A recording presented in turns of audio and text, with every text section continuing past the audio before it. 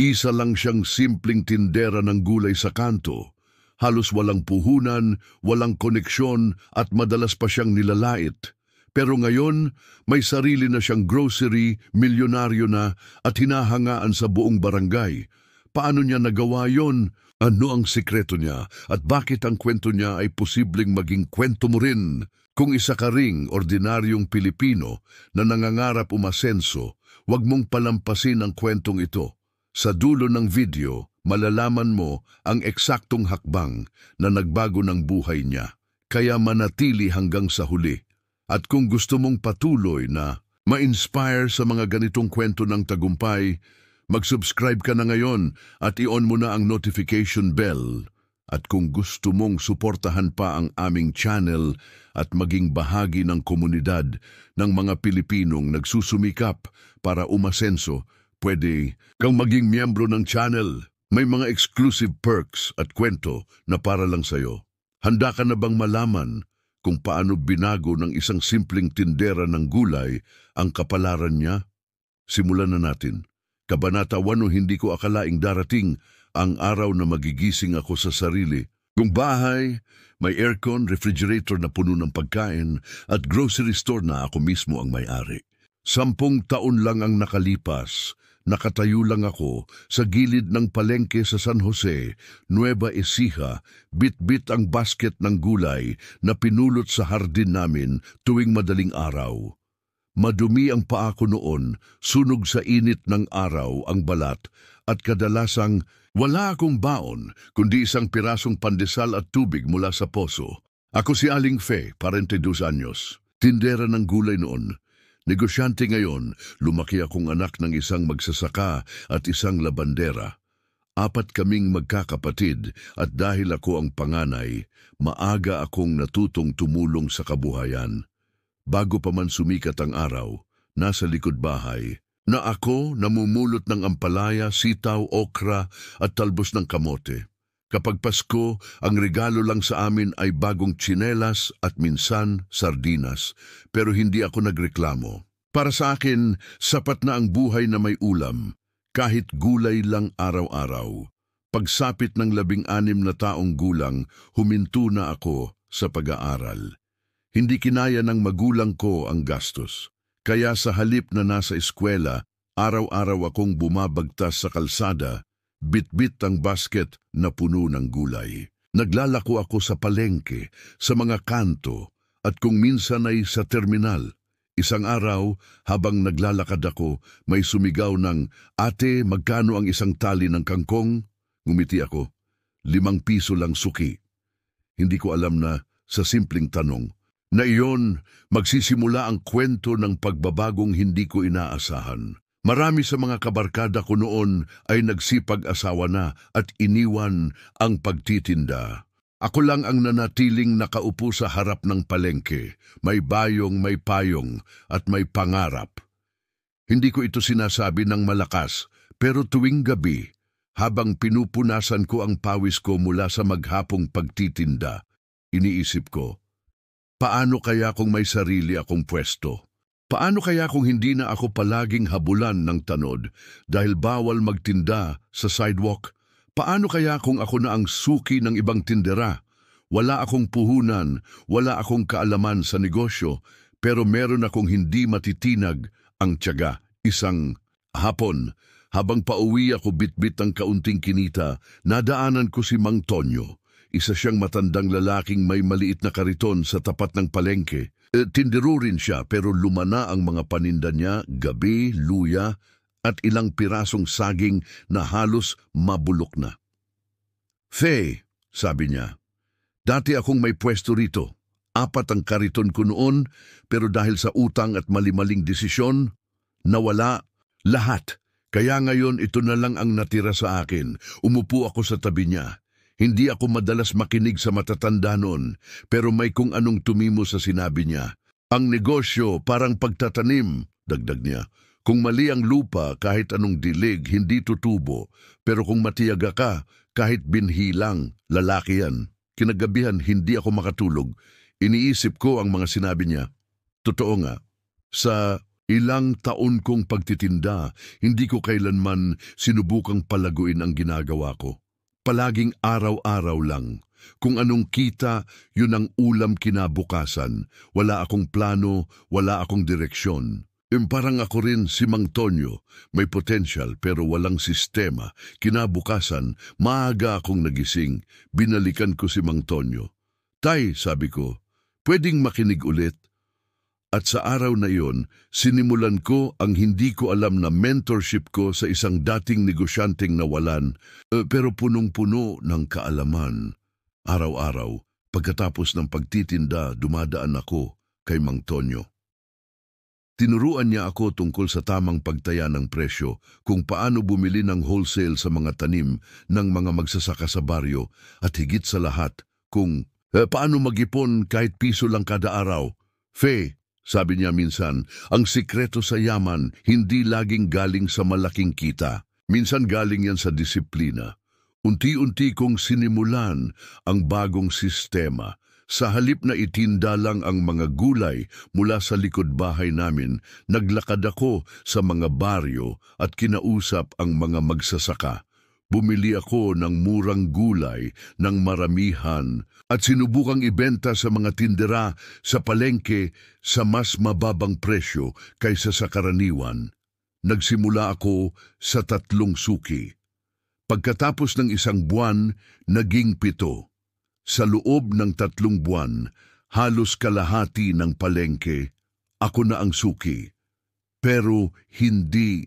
Iyon madali. May mga araw na nabubulok ang paninda dahil hindi na ibenta.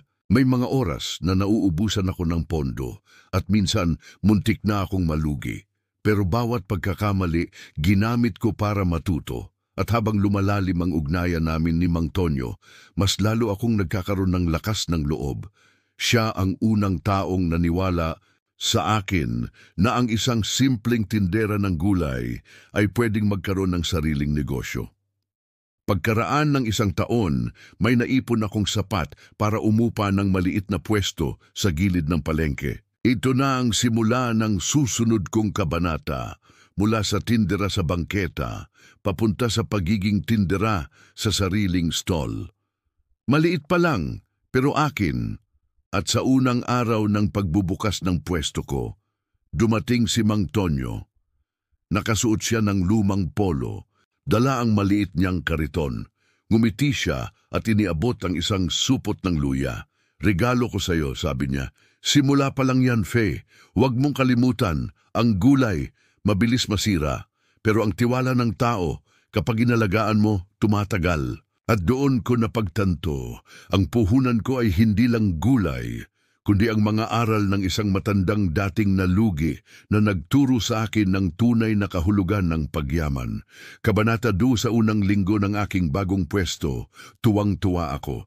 Kahit maliit lang ang espasyo, ako mismo ang may hawak ng timbangan, ng listahan ng suki at ng kita. Hindi na ako nakatayo lang sa gilid ng kalsada, binabagsakan ng ulan o tinutusta ng araw. May tolda na akong pansalo sa init at may upuan para sa mga bumibili. Pero kasabay ng tuwa ay ang pagkabahala. Hindi ko inasahan na ang pag-upa ng pwesto ay may kasamang buwis, bayad sa kuryente at obligasyon sa oras. Noon, pwede akong umuwi kapag gusto ko. Ngayon, kailangan kong buksan ang pwesto mula alas 5 ng umaga hanggang alas 6 ng gabi. Lalong naging mahirap nang mapansin kong may mga tindera na hindi natuwa sa pag-usbong ko. Isa sa kanila si Aling Cora, na matagal nang may pwesto sa tapat ng sa akin. Isang araw, tinanong niya ako, "Bakit parang mas mura ang paninda mo kaysa sa amin?" Tumangulang ako at ngumiti, pero ramdam ko ang tensyon. Naging usap-usapan na, "Raw ako sa palengke."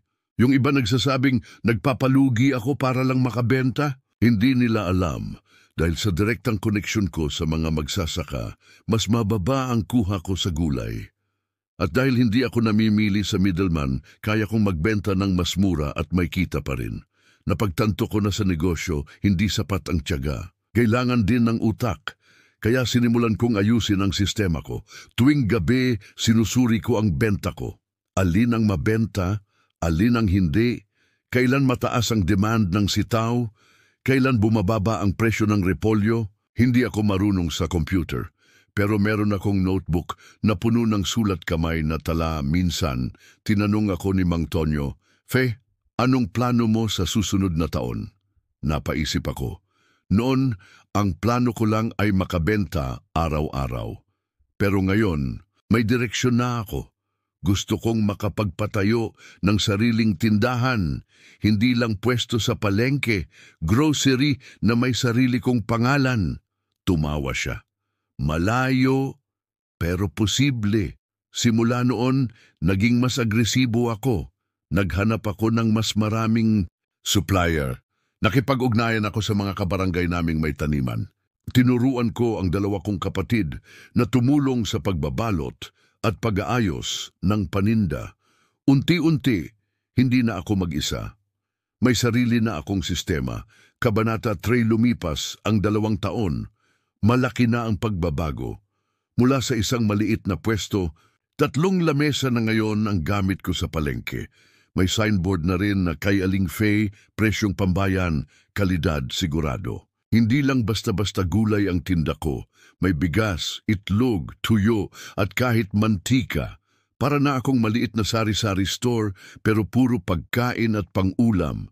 Nabalitaan ko na rin na madalas akong kinukuwento ng mga bagong tindera. Si Aling Fe, dati lang yan sa gilid, sabi nila.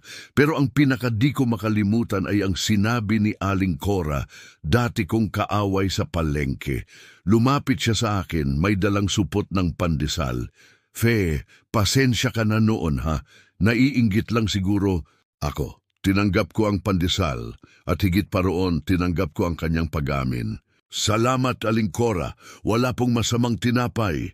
Sabay kaming nagtawanan. Pero hindi lahat ay kwento ng tagumpay.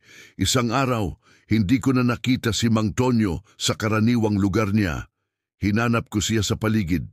Tinanong ang mga kakilala. Saka ko lang nalaman na isinugod siya sa ospital dahil sa pneumonia. Pumunta ako agad. Nang makita ko siyang mahina at halos hindi makagalaw, lumapit ako at hawak ang kanyang kamay. Fe, mahina niyang bulong. Proud ako sa'yo.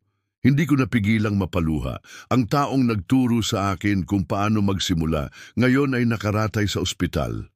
Nang gumaling siya, kinuha ko siya bilang tagapayo ng negosyo. Hindi na siya kailangang magtinda pa. Ginawan ko siya ng maliit na espasyo sa tindahan ko, kung saan siya nakaupo at nakikipagkwentuhan sa mga suki, habang pinapanood ang mga taong dati lang ay lumalampas sa kanya. Sa panahong ito, lumalaki na ang kinikita ko. Hindi milyon-milyon, pero sapat para makapag-ipon. Nilista ko ang plano ko, makahanap ng maliit na lugar na mapapaupahan para gawing grocery, hindi pwesto, hindi kariton, kundi isang buong tindahan. Kabanata Park isang umaga. Habang nag-aayos ako ng paninda, may lalaking lumapit sa akin. Ate Faye? Tanong niya. May lupa kaming bakante sa kabilang barangay. Baka gusto mong upahan. Dati itong tindahan pero wala nang gumagamit. Malapit lang sa eskwelahan. Nagpunta ako agad. Ang lugar ay luma na, may alikabok at may bitak-bitak sa pader.